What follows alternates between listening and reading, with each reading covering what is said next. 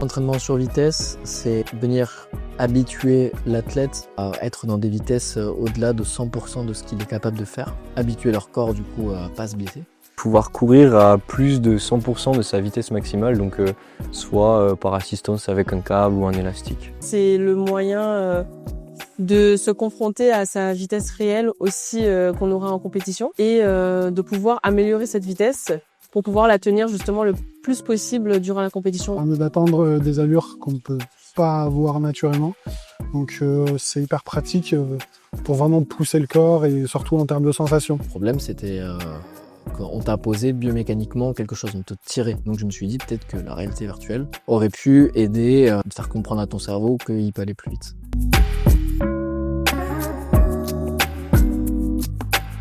Donc voilà, j'ai voulu appuyer un peu la chose sur le sport et voir si derrière ces variables, il y avait peut-être des changements dans celle du sprint, des variables du sprint.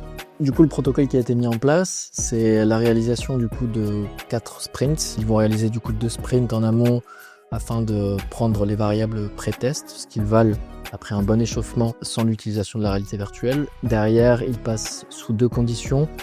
Donc une condition qui est accélérée, l'ordre est randomisé et ils ne savent pas qu'une des conditions est plus rapide.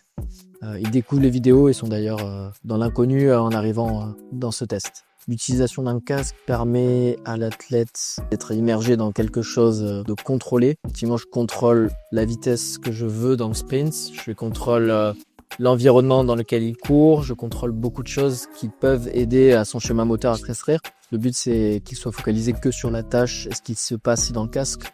Moi, derrière, faire une analyse sur ces changements potentiels de variables, de temps de contact au sol, temps de vol, tout ce qui caractérise du coup un sprint. Eh bien, avant la vidéo, je courais mais sans trop de repères. Et c'est vrai que là, j'avais ce repère-là. J'avais la vidéo que j'avais enregistrée dans mon cerveau. C'est vrai que ça fait toujours cette sensation où tes autres sens, l'ouïe, c'est un peu réduit.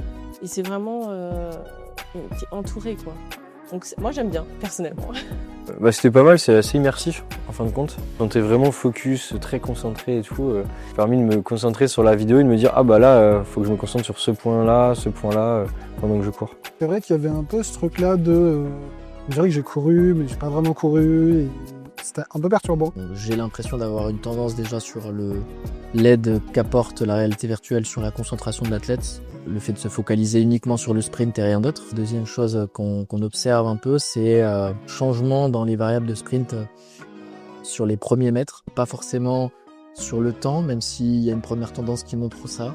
Mais sur temps contact au sol, la longueur des foulées, il y a une petite modulation qui est un peu observée.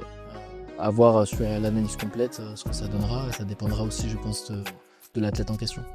Il y a beaucoup de choses à faire dans le sport, surtout au niveau des technologies. On a un champ des possibilités qui est vraiment infini. Donc, c'est très sympa de participer à des expériences comme ça. On verra les résultats un peu plus approfondis. Après, voilà, il y avait les conditions aussi physiques où tu peut-être fausses certains tests, mais en tout cas, c'était assez intéressant. Très belle expérience. En vrai, c'est super intéressant de voir les effets ou non que ça pourrait avoir sur notre cerveau. Consciemment ou inconsciemment, je sais pas. J'ai voulu reproduire cette vitesse que j'avais vue dans la vidéo et je crois que j'ai réussi.